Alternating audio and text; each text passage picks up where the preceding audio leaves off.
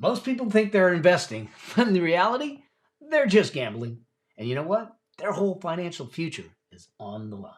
Welcome to this episode of the Affluent Entrepreneur Show. In this episode, I'm going to walk you through the specific way I look at companies to get the best investment possible and stop gambling. I'll see you in the episode.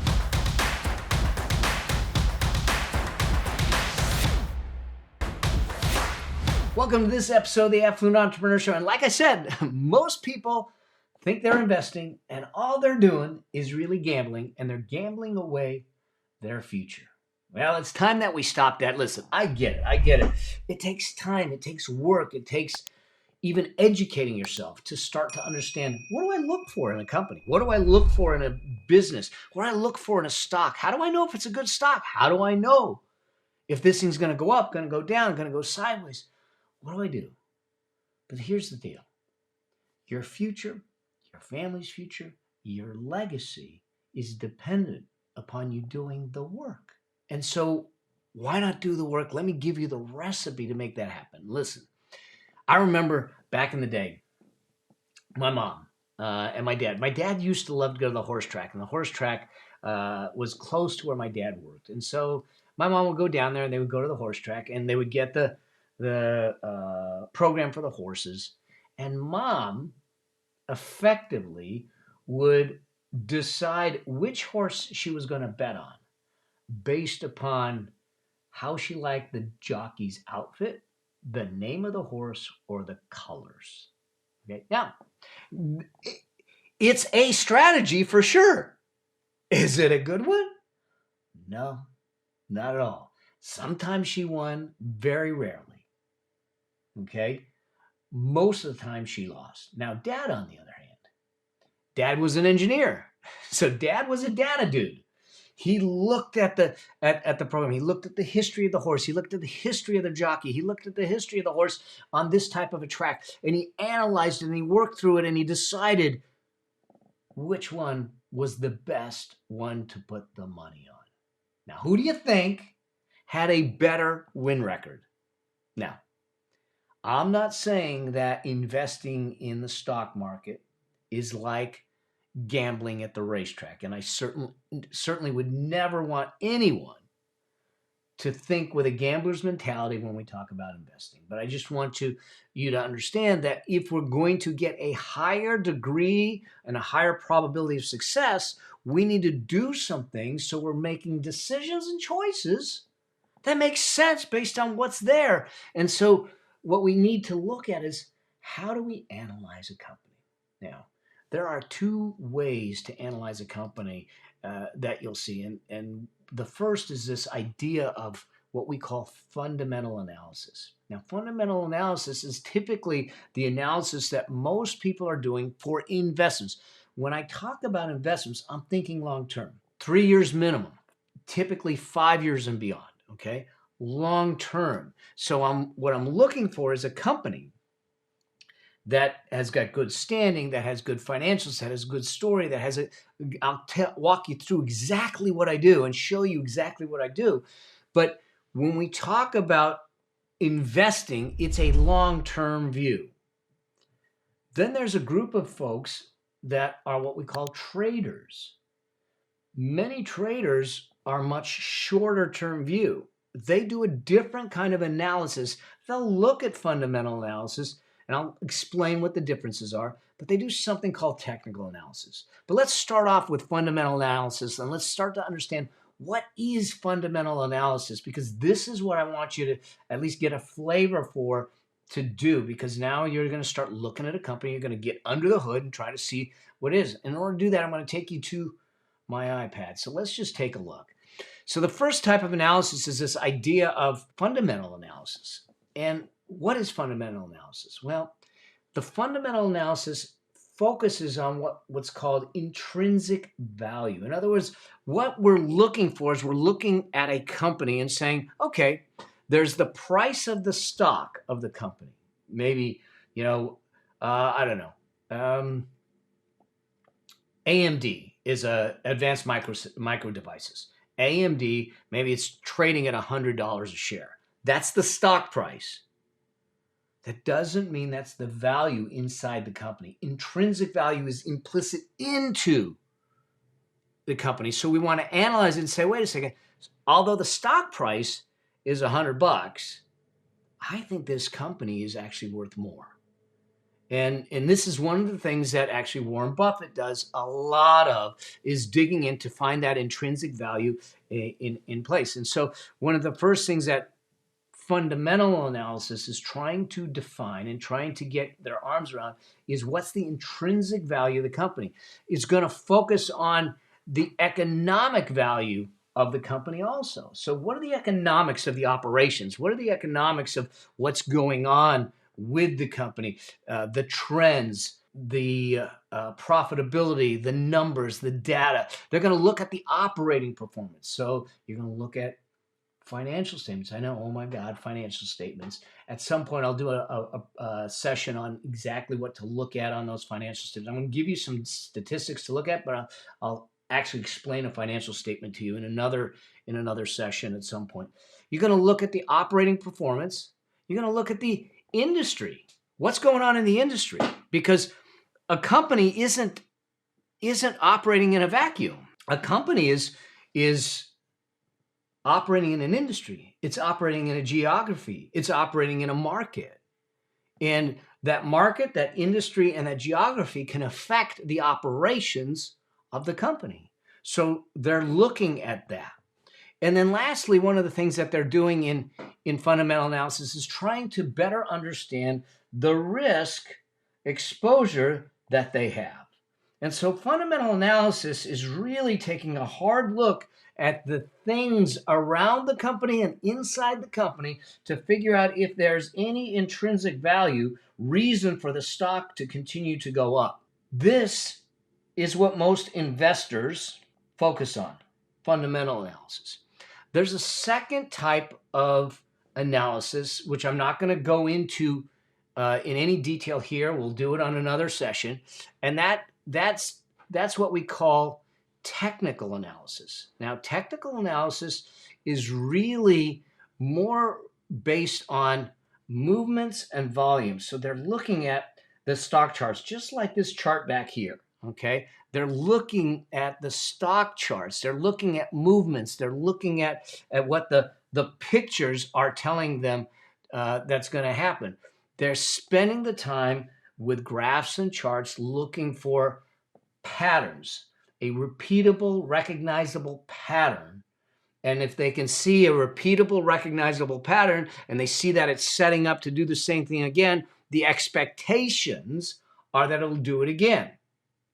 The other thing is, when you look at the patterns of the charts, what we're really graphing there is the psychology of the market. I mean, when you look at people that are, if you see a stock price that's doing this and it's going down really fast, why is that happening? Now, part of it is maybe the company's fundamentals are bad. They miss numbers, this and that. But what's happening is that fear is taking over. And when fear takes over, people sell. And versus if it's going up. So the psychology of what's going on is depicted in these charts. And so they're looking at it from that perspective, saying, what are the charts? What are the graphs? What are the things that are happening telling me? And they focus on things like trend lines and averages. So you'll hear people, commentators saying, oh, it just broke the 200-day moving average, or it's hitting the 50-day moving average. And so what they're looking at is saying, typically when a company hits a certain level, it starts to fade or it starts to accelerate. And so what they're looking at is that over time, the company has a pattern of trading. Technical traders spend their time looking at charts, looking at trend lines, looking at averages, looking at stats to make the decision based upon what's going on with the momentum and the volume of the stock. Fundamental analysts spend more time focusing on the intrinsic value of the company and looking at the company, looking at the industry, and looking at all of that. Now, I happen to believe that there's a place for both of these, and we should be doing both of these, because what I think happens is that if I can find a good company and then I look at the chart and say it's telling me and supporting what I think is happening with the company, now it tells me when I should get in and when I should get out. Okay. Now, I would be remiss if I did not spend a little time talking about the risk of investing in a single company. And then I'm going to walk you through my fundamental analysis grid, the 6 things that I want you to look at when you're trying to look at a company. But here's the thing we need to understand. If I go to, so if we look at what can happen is you can have a stock that's going up, going up, going up, going up, going up. And all of a sudden they announce earnings, okay? And the earnings aren't so good. So earnings are negative. In other words, if they didn't hit the mark that they said they were going to hit, what's going to happen? What typically happens is then all of a sudden it drops and it drops and it drops and it just peters out, okay? And so what happens, and this is exactly what recently happened with Facebook. Facebook did a face plant, okay? Facebook did a face plant because they were up at one point, they were up at $400 a share, okay? They did their earnings, and when they did their earnings, it wasn't what was expected. It was worse than expected, and their guidance, we'll talk about guidance in a second, was that we're unsure about the future and we got to get things reset up because of iOS 14 and all kinds of things. Well, they dropped immediately over $100 a share. And in fact, kept going down until they were down as much as like $170 a share. Why I'm saying this is if you only have $1,000 to invest and you put $1,000 into Facebook and now it tanks by $170 a share, $150 a share, you just took a big hit. This is why at the very beginning, what I tell investors to do is not to focus on individual stocks at the beginning, but to focus on ETFs and index funds.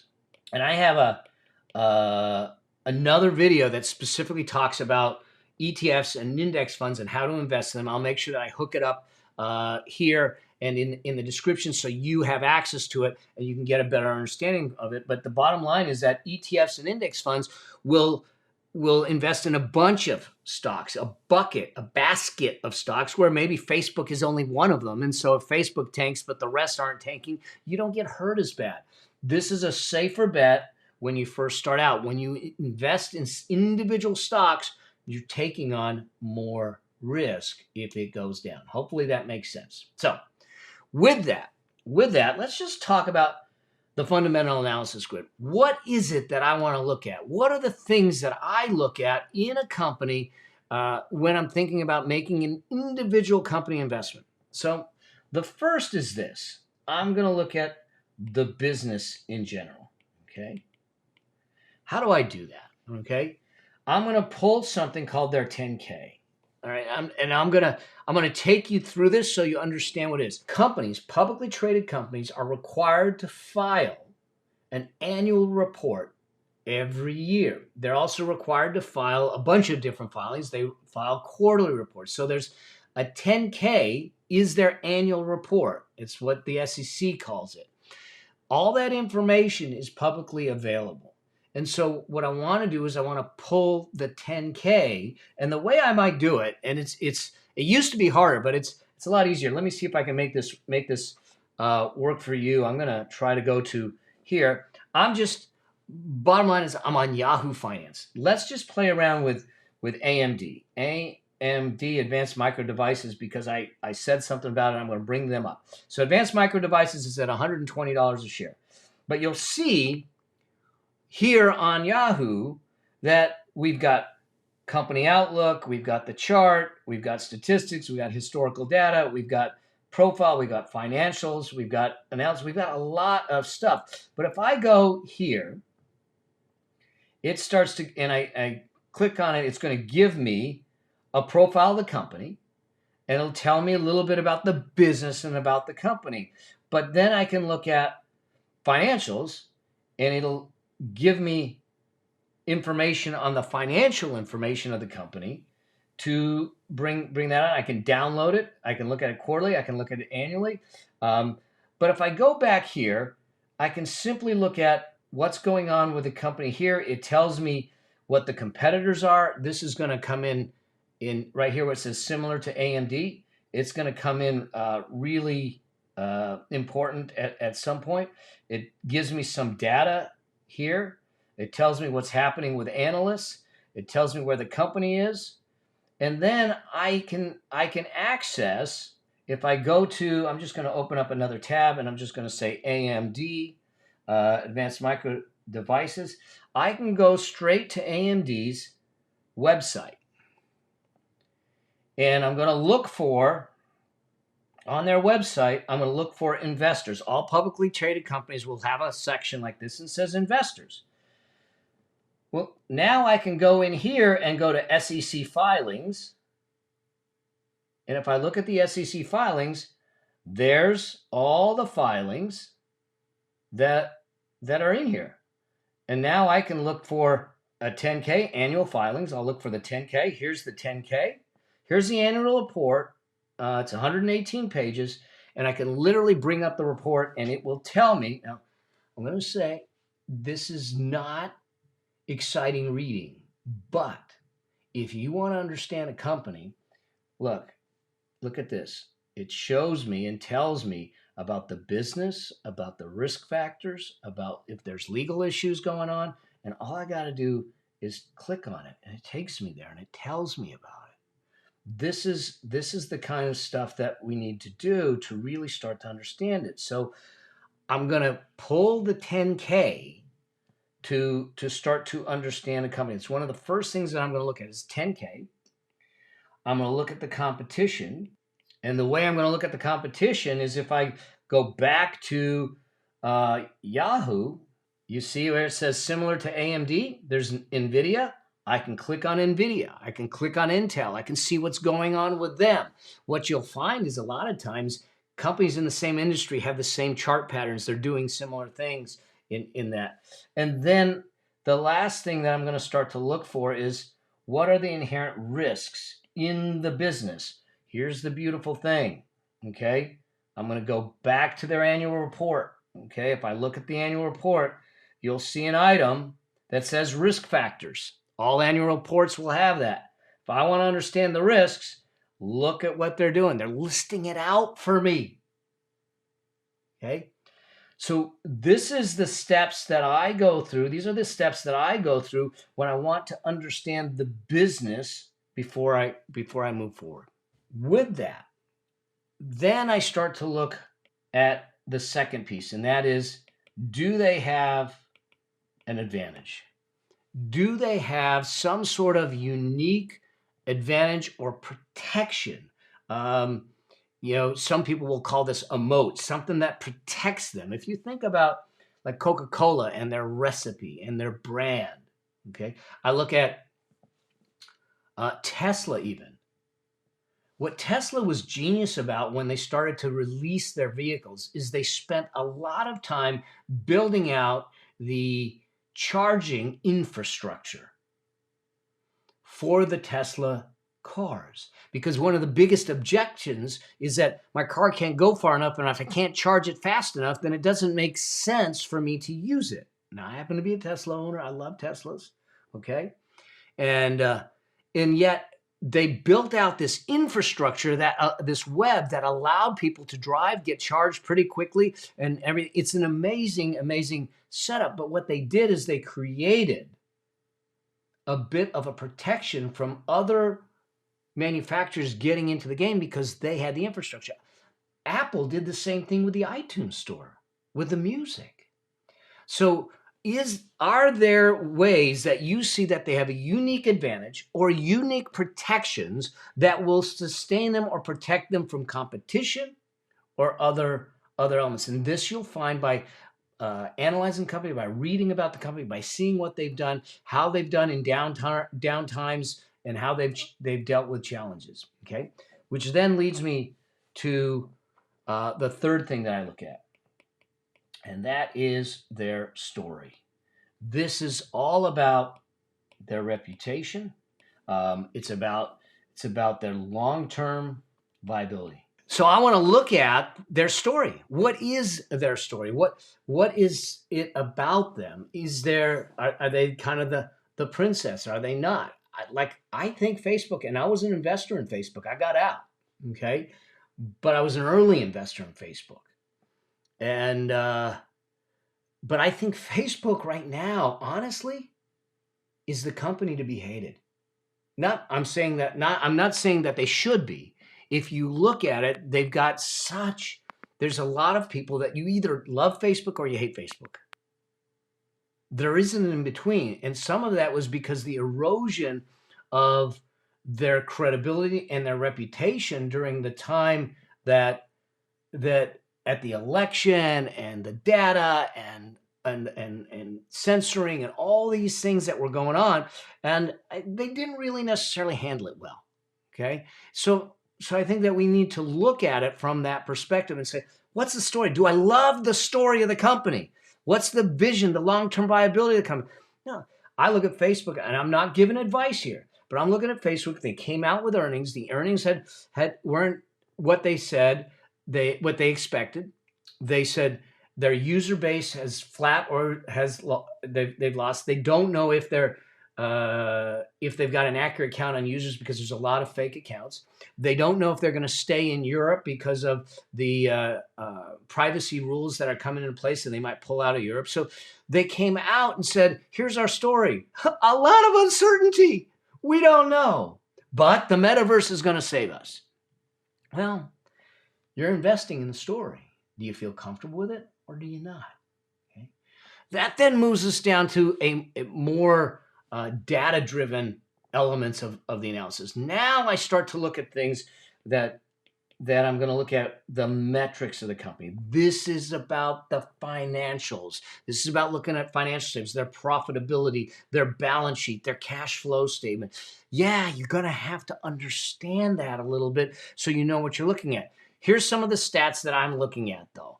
I'm going to look at things like revenue growth. Okay, so I'm going to look at revenue growth, which is their top line growth, sales. But I think we've all learned, at least companies have learned, that sales growth without profitability is meaningless. So I'm going to look at their profitability. How much do they have at the end of the day? Because it's from that profitability that they can pay their bills, that they can pay their dividends, that they can buy back shares. All of that stuff comes into place. Then I'm going to look at what's called earnings per share, which is really their profitability divided by the number of shares outstanding. And I'm going to look at that growth. Are the earnings per share going up each year? I want to see continued growth of earnings per share on an ongoing basis. That tells me that their profitability is going up, their sales are going up, and so they're a growing company. We don't want to invest in a shrinking company. I'll look at debt.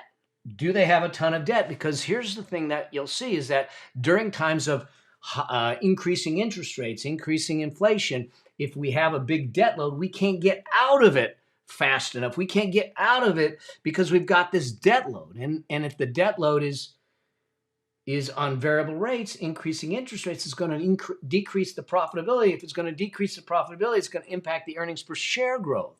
You see how it all starts to play out. And then I'm going to look at a couple of data points, such as working capital. In other words, how liquid are they? If you look at some companies like Apple has a ton of cash. Warren Buffett's company, Berkshire Hathaway, has a ton of cash. So they have a lot of liquidity. Why do I look at that? I want to make sure that they have solvency and liquidity to sustain themselves if there's a downturn, okay, if there's an issue. And then I look at two statistics, return on equity, which is their profitability against their equity, and their return on assets. This tells me how effective they are in generating profits. I know this is more technical than some of the shows, but I think this is important for you to understand what's going on in my head as I'm looking at this. I want to see return on equity, growing. I want to see return on assets growing. I want to be able to work through that. So now I've gone through those 4 elements. The last 2 elements I'm going to look at is this. I'm going to look at the guidance. What do I mean by guidance? Okay. What I'm going to do is I'm going to go back to the AMD side, or I'm going to go back to the company side, and I'm going to listen to the last earnings call. Here's what happens. Every time a company will release earnings every quarter, they will do a shareholder call. So you can all listen in. It'll either be on Zoom or it'll be a phone call. It'll be whatever. But they do a call, and you can listen in. That's where they announce their earnings. They tell them all this, the performance metrics. They talk about guidance for what they expect in the future. This is what happened with Facebook. So I'm going to listen to the last earnings call. And from that last earnings call, then I have the ability to then say, oh, I like the story. I like the guidance they're giving me. And so I'm okay with it. And then the last thing that I'm going to look at is the industry. What's going on with the industry? What's the outlook for the industry? What are other companies in the industry doing? And what are they talking about? What are they seeing as the risks? Yeah, I guess it. You know, you're looking at it and going, God, Mel, this is a ton of work. It is, if you want to do it right. However, isn't your future worth it? Here's what I would do. Okay, so those are the 6 things that I'm going to look at. I'm going to understand the business. I'm going to look for advantages. I'm going to look at the story. I'm going to look at the metrics. I'm going to listen to the guidance, and I'm going to look at the industry. And based on that, I'll start to make a decision of, is this a company or not? Here's how I do this, practically how I do this. So I'll take companies, and I'll create what's called a watch list. And you can do this in any of your brokerage accounts. I'm going to take a watch list, and I'm going to put the companies in there, AMD, Apple, Microsoft. I don't know. I'm just making up things. Do not go buying these stocks, okay? Do not go buying these stocks. So I create a watch list, and then I'll slowly just kind of pick them off, and then I'll make comments and say, you know what, don't like this for this reason, and so I'll end up crossing it off the list. Maybe I turn around and say, well, let's watch it for a little longer. Let me wait till earnings comes out. Okay. So I'll create a watch list, and then I'll start analyzing them one at a time. There's no rush. Take your time. Okay. Take your time and do it that way. So the resources that I will use, I have other resources that I use, but for you just starting out, honestly, start off with Yahoo Finance. It's free. Okay. The company's website, because that's where you're gonna get the investor stuff. Okay, 10Ks, earning calls, the Yahoo Finance. You can get competitors, you can get information on the company, and that type of thing. And then from there, if you want to dig deeper, you can. All of these companies have what we call investor relations departments, investor relations officers.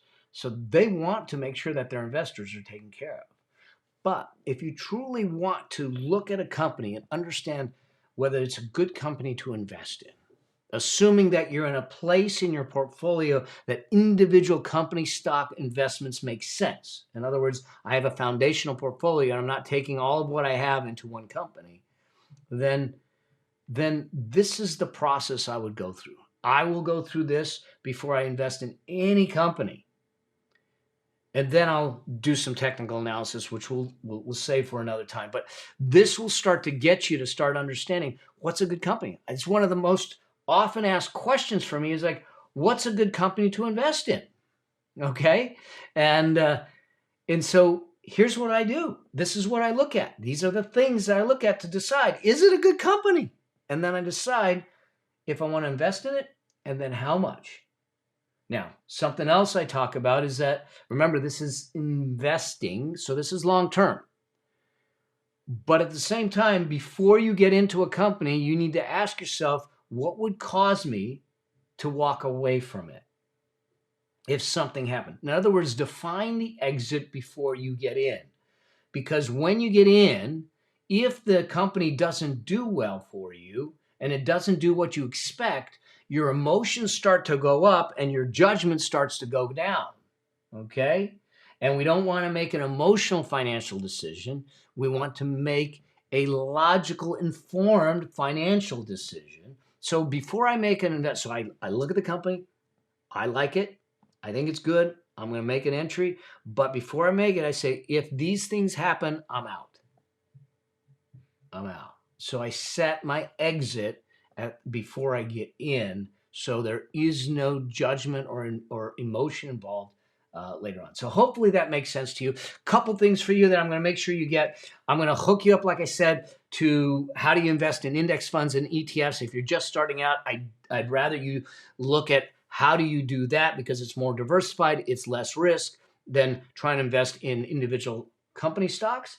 And I'm gonna hook you up with what do you do with your cash? So you're using that to build the portfolio to start making the investments that you need. So let's do it the right way, because your financial future depends on it. No more gambling. Let's do it the right way. Let's do it informed. Let's do it with understanding. I get it. Some of this may be work, but your future is worth it.